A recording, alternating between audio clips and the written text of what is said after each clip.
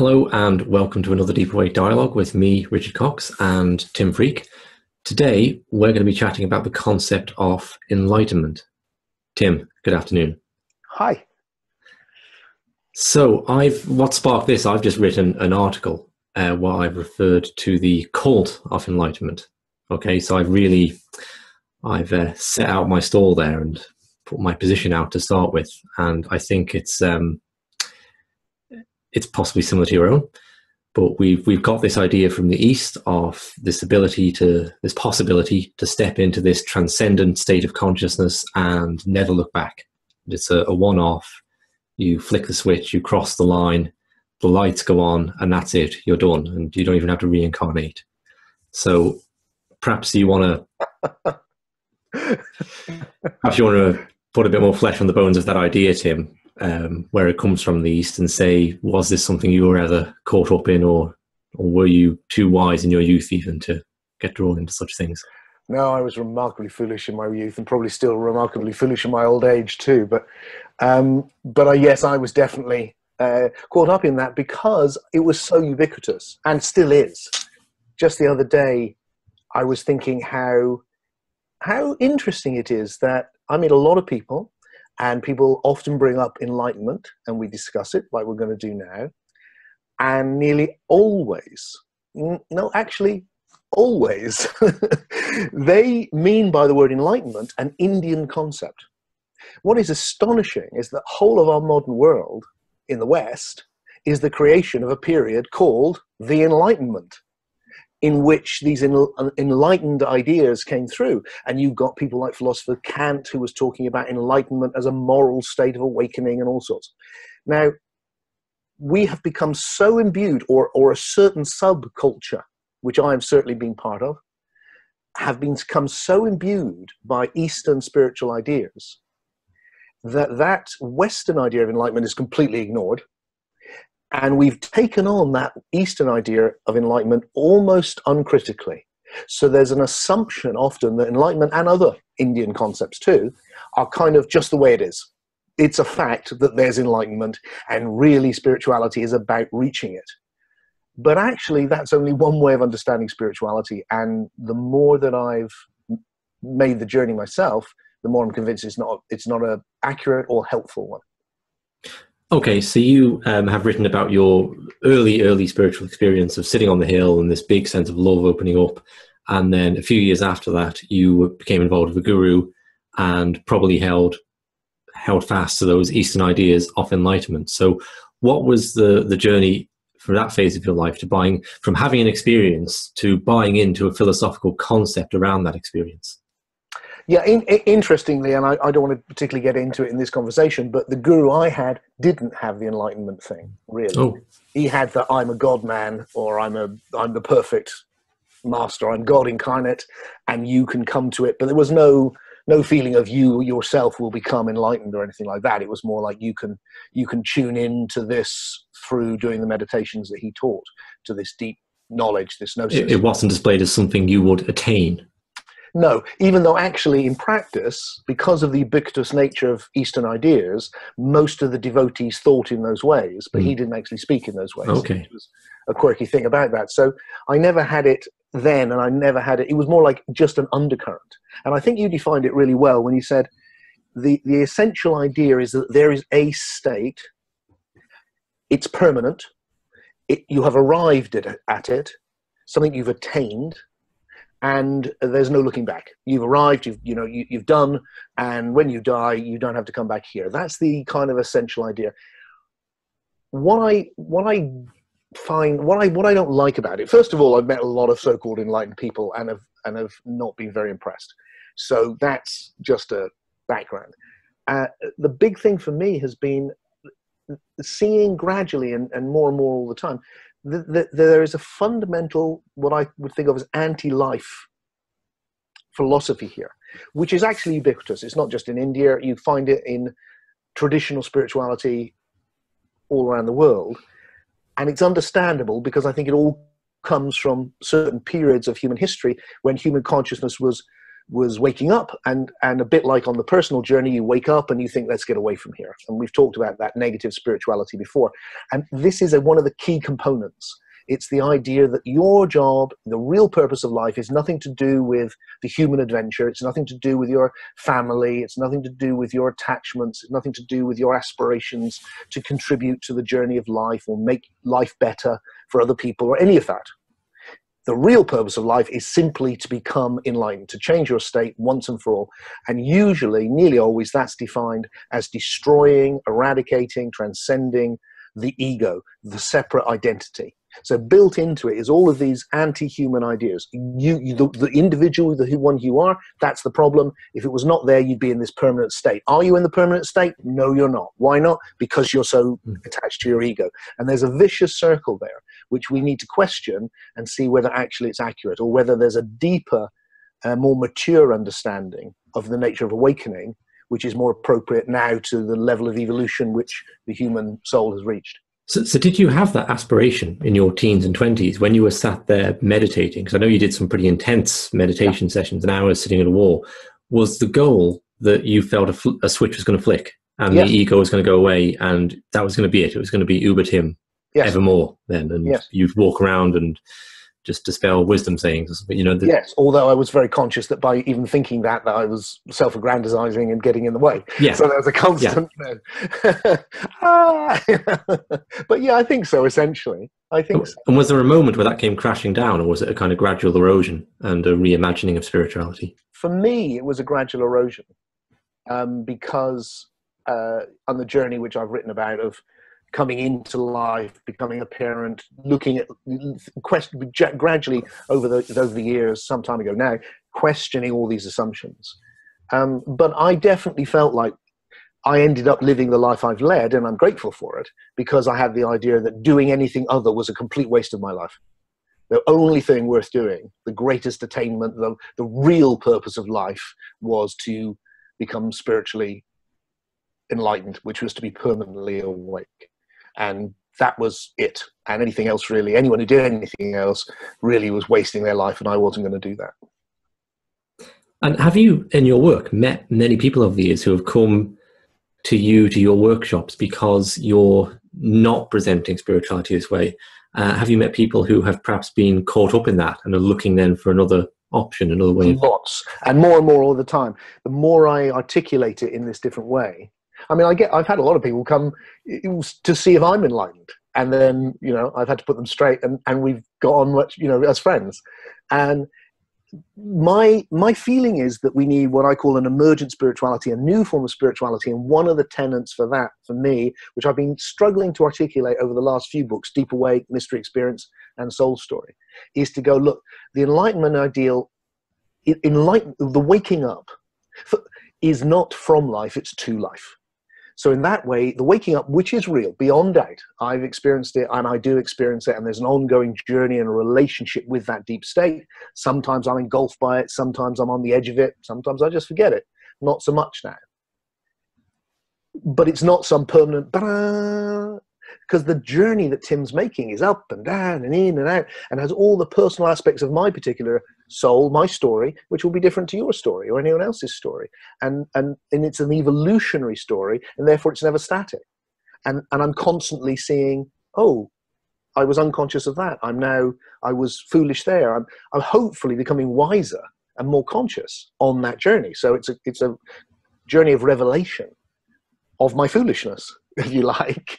So there's no permanence. So one of the things it feels like, look, I question the idea that any state is permanent. What's permanent is the deep self, the deep being, our deep being. That is permanent, empty, formless awareness. That's how we experience it anyway. And that's always there. But our experience of it moves and changes. Literally, we go to sleep at night, you know, into deep sleep. So that our relationship with it is moving all the time. And the awakening journey is about finding a familiarity with it so that you can find it when you need to find it. And taking some time to sink into it, experiencing that oneness and that love. That's what I give people a chance to do at the Deep Awakening retreats. But it's not some permanent, that it's actually an aid to make the journey. It's like, oh, there's this profound oneness. Now you know that you're one with all. There's this love, and then the journey is expressing the love, learning the journey of love, learning love wisdom, learning how to love, making mistakes, living a human life. So what I developed in mystery experience and deep awake was the idea of not enlightenment, but what about, well, the first word I had was enlivenment. Yeah, That's years back, if you remember. It was like, let's call it enlivenment. Let's become alive, not away from it, but into it. And then the other thing was to become a lover of life. That's what I aspire to, was to really love being and be loving and be a lover of life. And that felt like a more engaged, it felt like a more accurate to my actual experience. And in some ways, perhaps even a bigger challenge, because it doesn't end. There's no point where it's over. And that never made sense to me either. Everything about life seems infinite. So the idea that the journey to awakening was over because you'd arrived, that doesn't make any sense at all to me anymore. Yeah, and it seems to have caused, it's very problematic for gurus, it seems to me, and teachers of this, if they have to present themselves as having attained a certain thing. So, I mean, when you say about people have asked you if you're enlightened, and it brings up this memory of when I got into this thing, and like friends of mine, we talk about teachers of it, and we'd want to know whether they were enlightened or not, right? Because what was the book worth reading? And it seems crazy to me now, but that would be the kind of conversation we'd have. And I remember someone giving me a book by Tony Parsons, and there was almost this like subtle nod that went on to let me know, yeah, he's got it. Yeah, he wouldn't say it, but he's got it. Yeah. And it's like that was he's arrived. I know. I mean, when I was with my guru, I was very young, but there it was like, well, look, my guru's God. These other gurus, they're second best. And then with a lot of other gurus that other people had, it was my guru's enlightened, or the phrase you hear again, fully enlightened or fully realized. Yeah. Fully realized. What does that mean? The potentiality of the universe is infinite. It's realizing itself in new ways in every moment. To be fully realized is just, I don't know what these ideas mean. And it seems to then bring up a lot of shadow behavior, right? Like stories about Osho having to pretend that he needed dental work every day so he could get high off the laughing gas, because presumably he's quite psychologically depressed or something, but can't admit to that because he's enlightened. It is ubiquitous. We've talked before in our conversations about gurus how the stories are everywhere, and those that live in this world see them more and more. And I know people who run the centers who see them, and there's an self-aggrandizement that takes place, which is actually working in the opposite direction of the evolutionary current. The evolutionary current, which I feel, is towards deeper humility, greater sense of the ubiquitous mystery that we're all in, and then each person doing their best. And as a philosopher, that means for me to do my best to express what I see in a way that's helpful to others, and to do my best, because I'm interested in awakening, to guide people to the state that I have found and am exploring. But in that state, we're complete. We meet as equals, and we're all wise, and we're one thing, exploring itself. So when we did that, I did that conversation which we've talked about in a previous dialogue with Andrew Cohen, which was fascinating because he's very much had that I'm enlightened, and then the fall from grace, which is famous and so forth. But he said something in the conversation which has stayed with me, where he said, I was talking like this, and he went, yes, but if someone has reached a certain level of attainment, that puts them in a different place.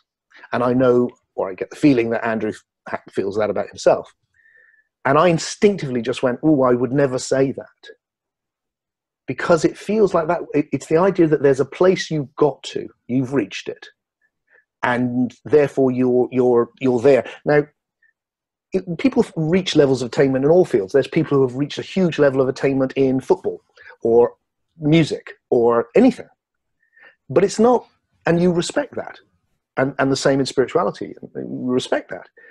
But it's not like some permanent thing which you're just there now. It's like it's moving and changing. And it's not like there's a thought that's been really on my mind recently is how we could easily, and I think Andrew's a good example of this potentially, we could easily recreate the same problem with evolutionary spirituality. Because when I was reading Ken Wilber's recent book on the future of religion, and it's a huge book, and I mean, like Ken, he's brilliant. Obviously, he's a very, very clever man and full of interesting ideas. However, alongside all the things which I really resonate with, which is probably the majority of things that Ken says, there's also something I don't. And I'm trying to articulate it, and I think it's to do with there being like these levels which you must go through. So you're on this level. And I don't want to misjudge Ken. I mean, he's a very sophisticated thinker, so it's not just a straight line. It's much more subtle than that. But underneath it, there's this idea of you've attained this level. Oh, you've attained this level. You've attained this level, even if it's a bit mismatched. And therefore, my job is to attain the level that other people have already attained. It feels to me like the evolutionary process is not like that. It feels to me like there is a evolutionary current happening to everything and everyone, and it's creative. So that everything is still evolving. Even the basic math is just very slow. Species are still evolving, just very slow. And human beings are evolving very fast.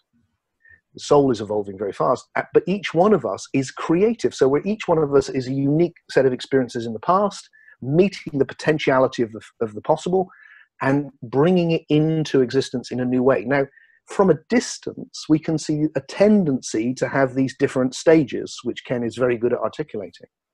But that's all it is. It's actually Richard, on his evolutionary spiritual journey, is totally creative. He's going to do it in a whole new way, which will be unique to Richard. That's the whole point. Not there is some evolutionary thing to attain.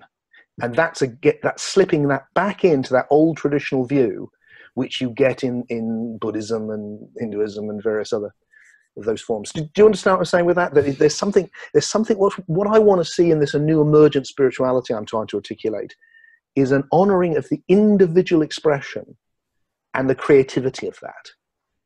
And whilst it's helpful to be able to go, oh, I can learn this and I can see these patterns, that's great. To really get each evolutionary current is a creative current, and everything is evolving, literally everything, especially for each person. Each person is evolving in their own unique way, given the past that they have into the possible. Yeah, with reference to Ken stuff, which I don't know much about, but I think it's can be problematic if you start putting different people in different levels, because then you don't need to understand them because you're on a higher level. Right, so yes, although I think Ken wouldn't do that. To be fair to him, I think one of his great virtues in his thinking, of which there are a lot, I have to say. Everyone's right in their own way. Is that he's trying to understand everybody. Yeah, he's trying to go. Everyone's saying something of value here, and we should. And the whole integral thing, which is emerging now, is to take a bit from everything. To get the best of everything. All of which I think is wonderful. There's still an objective point above everyone, though, which is judging what's of value. Yeah, you can't get away from it, can you? That's right. And it does seem, like one of the things I think is problematic right now is, on the political spectrum, you've got half the country, be it this country or the United States, completely unable to see the point of view of the other half, and vice versa. And an unwillingness to believe there is a point of view there, or believe there's any rationality behind the thought process. The people who support the opposite candidate or support the opposite option with regard to Europe are irrational, emotively driven fools. And I think when you have a kind of like a hierarchy, it leads into that kind of like I've evolved to the next state up where I can see the folly of the other. Yes, I mean, I think you can see there's an emergent hierarchy in the sense that some things have come later than others. So internationalism has come later than nationalism, generally, for instance. It's just an historical fact. And these deeper currents have come last, which in a way makes them more emergent. But what we need to avoid is that kind of... I remember the very first time I met Andrew, actually, funnily enough, when, meeting him for this last conversation, I have to say how much I enjoyed his company. He seemed I liked his presence. When I first met him, I really didn't. I found it very, I didn't like it at all. And he didn't come to, we were at a conference, he didn't come to with the rest of the teachers. He was elsewhere with his entourage, and they were all moaning about him and about the other people who had this view. And I was trying to understand it, because it was like, well, why? Because there's something good in there, isn't there? And they were trying, no one was articulating. And I said, okay, so is it this? Is it that you're suspicious of an evolutionary picture which is evolving towards something, and that something is you? So it's all evolving towards, it's like, I've arrived and it's all evolving towards me. And that's the danger of the evolutionary teleological view, that it's all going to this place which I've already got to, or so you're not quite where I am yet, or that view. And that, I think, we have to guard against, so that the emergent view of spirituality, which needs to replace the idea of absolute enlightenment, is not to replace it by just gradients of enlightenment, but to actually make it creative, because each person is a unique combination of experiences, and therefore can meet the mystery in their own unique way. And the great thing about the awakening, as you know from your experience, I know from mine, is it really catapults the soul journey. Suddenly you're like this, and you're stuck in the repetition, and then there's this huge wow, and you're in a whole new world, and there's a whole new Tim or a whole new Richard, and well, not whole new, but feels like that. And you're able to reimagine the journey and be creative, and find new understandings and new ways to live, and a deeper sense of what it is to be alive. And that feels, I want to emphasize the creativity on an individual basis of living a life. And I feel like the Enlightenment tradition doesn't do that, because it's about getting away from that, obeying the person who's arrived. Just be obedient, and we'll get rid of your ego for you, and then you're free. And the same with the gradations of this stage, this stage, this stage. It's like you're still stuck in that, rather than let's empower each other to become lovers of life in our own unique way, so that we manifest new things and then share them with each other. So we're all richer, like the meme pool is constantly expanded. Do you think it's played a necessary role in some sense? Like, I'm thinking about, I think we acknowledge that when we get into this whole thing, there are things we believe in, which 20 years later we perhaps don't believe in. And it's almost like we want anchors. So you could say that a belief in a literal Jesus is an anchor, because it means that spirituality, he really came in the flesh. Or if you believe, say, we were talking about Yogananda the other day, that he really did these miracles, then that means what I'm pursuing here has a reality to it that I can latch onto and hold. And I wonder, because I've been critical of the concept of enlightenment myself for a number of years, but I've expressed it more recently, I wonder if it will occur to me at some point, actually there was a positive there that I needed, or something, that it gave me something to strive for, to hold on to believe in, at a time where the effect of this spiritual thing was less tangible. I had less direct access to it. So I'm trying to see, because I'm aware of my tendency to see myself as a victim of this Eastern philosophy. Say that I had this big experience and I didn't know what to make of it, and then I got a book on Zen, and that sounded similar, and it said the thing to do is keep watching your breath, and at some point you'll get enlightened. And I'm okay, well, I guess that, they seem to know what they're talking about. I wasn't quite that gullible. There's a bit more of a journey there, but that's essentially the story. And I wonder, so there it's me being led into something, and had there been more options available, I'm suggesting I would have chosen a better option. But I'm wondering, was there something in me that was also in resonance with that, or like the idea of there being a final destination to arrive at? And it was only 2-3 years later that I'd really come to a place where I could start to question that. I think so. And I mean, that's what I loved reading your article, which I thought was a great article. I really recommend it. Was that and I'm in love with Indian philosophy. I mean, Indian philosophy was one of the first loves of my life, and Taoist philosophy, and it's so rich and had such a profound effect on me. But I would suggest it wasn't just you or me that needed that in that particular time. The whole culture was bereft of those inner mysteries. We'd lost the Christian inner mysteries pretty much, and we imported them back. And now we had them again. Then we were ready to move on, I hope, to what will be the next phase.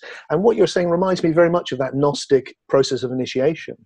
The soul level, the psychic level, the psyche level, and then the pneumatic spiritual level. The first level is all about, it's a bit like spiritual childhood, not in a derogatory sense, just in a sense that everyone's coming through the maturation journey, in which you do want authority, like kids need authority. And that can be misplaced, it can be dangerous. I mean, what you would like to have, I think, is healthy authority. And that sense of, I don't know, but I'm confident in the person who's guiding me. That's all very helpful. Guides are great. Yes. And then when you become an adult yourself spiritually, that's when you start going, oh, this is my creative journey myself. And then the guide has to transform into your friend. There's a want to believe that someone has something absolutely, whether that's Jesus Christ or Eckhart Tolle. There's a want to believe that that person over there knows. They've kind of got this. Okay. They know. Yeah. They know. Yeah, and then there's the killing Buddha on the road at some point of I used to rid of that listen image. to the tapes by spiritual teachers I admired because it reassured me. It gave me a sense when I felt lost, I could hear in their voice that they weren't, that they were okay. I used to do tarot readings to just see the pattern and go, oh God, it's all right. There's meaning here. I don't know what the meaning is, but it's obvious. There's synchronicity. It's not just random suffering. There's something more here. And I needed, when I would lose the deep awake state, which would be a lot, I needed as much reassurance as I could get. I have complete sympathy for that. But I do think that we collectively we're moving through that phase. Sure. I see parallels in the come in a different way. I see parallels in the death and bereavement area with mediumship or the sense of communicating with spirits or different things like that. I'm not saying there's anything at all wrong or unhealthy about that, but I find that the more I've got in touch with this sense of transcendent consciousness, it's almost like that stuff becomes. It's nice to have a sense of connection with departed relatives, but there's not that need, that clinging to know that life goes on in the same way, because there's a sense of it. There's a sense of everything safe emerges, a sense that the deepest part of you and everyone else is transcendent of birth and death, and that doesn't require an external demonstration of that. So maybe this is the place where the conversation is heading. Maybe this is the place where it arrives for me, which is the center, I guess, of my life's journey is, look, there is a state of deep knowing, call it whatever you want, gnosis, deep awake, that you can call it enlightenment as long as you don't see it as some sort of permanent thing. Doesn't matter what you call it. There is something, and you can go deeper and deeper and deeper, and you can lose it and you can find it. But when you go deeply enough, there is this knowing, which is, it's not thoughts, it's before thoughts. But for me, it issues into things like I put in Soul Story, life is good, death is safe. What really matters is love. It's very simple things, which are, in Jesus and the Goddess, our book on Gnostic Christianity, right at the end of that, Peter and I try and define the gnosis, and we go, look, the nearest we can come is, it's okay. And really, that's the biggest thing we need to know. We're on this journey, it's scary as hell. When you hit the depths of being, and what arises is this quiet confidence, this silent certainty that despite all of the surface storms and chaos, actually, despite all of that, it's fundamentally okay. You're okay and it is okay. Existence is fundamental. There's a benignness to this. If you know that deep in your being, it enables you to weather the storms, enables you to take the risk of living, all the rest of it. So the awakening becomes, can I find that more and more and more until even when I'm not in it deeply, it's there enough. And I think that's what you're describing. Absolutely, and that's what brought me out of the belief in enlightenment. It wasn't an intellectual argument that deconstructed it, because my mind has been changed on a whole bunch of issues throughout life by people just intellectually demonstrating, no, this is why you're wrong there, and see, it logically can't be. But that wasn't the case with enlightenment, however illogical it might look when I look back on it. There was about a year's period. Firstly, I noticed the contradiction between, okay, I'm wanting to be in this moment, right? And that's the whole thing. I'm being in the moment, but really I wasn't. I was being in the moment as a kind of cheat to get to another better moment, right? And that occurred to me. And there's writers like Alan Watts, I think, picked up on that kind of theme and expressed it very well. And I caught on to his writing. I think Tony Parsons did. And I think your work at the time, I think it was just prior to when you were expressing these ideas, but there was more of a, well, I went to one of your seminars at the time, and that was the felt sense of it rather than the intellectual expression, okay? And about a year after that, I had an experience I wrote about in this article of just suddenly thinking, oh, but life is so good, why would I need enlightenment?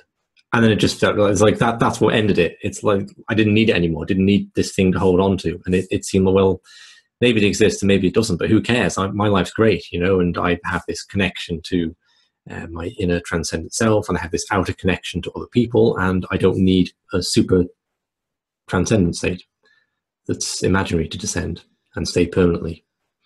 Yes, and I think what's so great about what you've just said, and this is a important thought, is that by saying let's move on from the concept of enlightenment, I don't think we're losing something. I think we're gaining something. Sure. And what we gain is the life journey. You know, there's that joke where you've heard me crack, I'm sure, a lot. I think it's in 2 or 3 of my books where I go, look, the bad news is there's no arriving. But the good news is there's no arriving. Oh, of course, it's not the belief or experience of a transcendent state that changed. I became more in touch with that. It's that you go into it and never come out, exactly, and just dispense little fortune cookies of wisdom for the rest of your life. That I became exactly the arriving, the arriving. You're now there. Whereas it feels to me like, God, this is infinite. The thing we're in, and the state itself, I can't imagine arriving at a place where you can't go deeper, or it's not just constantly moving, or then I'm understanding it in new ways all the time. That's happening right now. We're expressing, you know, the understanding you and I have reached now. We experienced this state years and years ago, but now we're going, oh, look, I see it like this now. And I hope that we're talking about this in 10 years' time, if I'm still around, and we'll be seeing it in a new way, in a deeper way. So, and then there's Tim, and Tim, you know, is a work of art that will never, you know, always be a work in progress. That's always going to be the case. Okay, thank you for all that, Tim. It just occurred to me, as we're saying this, there's no arriving. I can guarantee there'll be a comment beneath the YouTube video or whatever platform saying, yeah, those guys, they never really got it. That's the problem. Yeah, of course. You know, I get that a lot. You're exactly right. So, you know, for those people that are thinking of doing that right now, look, that happens all the time to me, because if you have that place, if you start with that, then you're looking for a certain, you know, and then the game. But if you've had enough of that game, then there's a whole new emergent spirituality that's waiting to be brought into existence, and it needs us to do it. Okay, thank you. So what I'll do beneath this video, I will link to my article, which is called An Encounter of the Gnostic Christ at the End of the Search for Enlightenment. And if that doesn't intrigue you, then nothing in the world will. I mean, you've got to click on that link.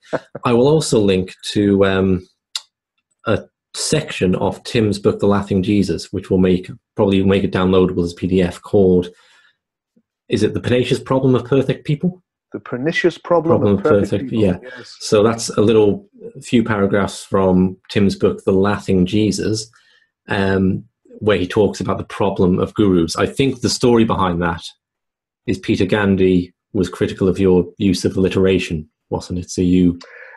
It was no, the story behind that was actually going back to people's criticism of the Jesus mysteries, where some of the reviews were like that I was too fond of alliteration.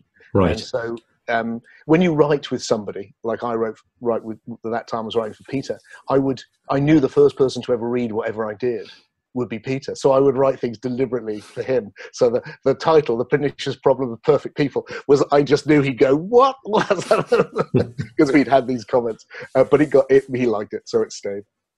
Okay, great. So we'll put a link to that little section of the book in, and I'll put a link to the whole book, The Laughing Jesus, which explores the concept of enlightenment, the guru, And it's where Tim came up with the term enlightenment too, and I think first set out this kind of like Martin Luther, what's it called, the nail to the door, the document for the new form of spirituality. Yes. Cool. Hopefully it won't quite go the same way as Martin Luther. But there we go. Thank you very much for listening in and watching, everyone. And if you have any suggestions for further talks, just drop them on the Facebook page or anywhere else, and we'll see you soon. Thank you.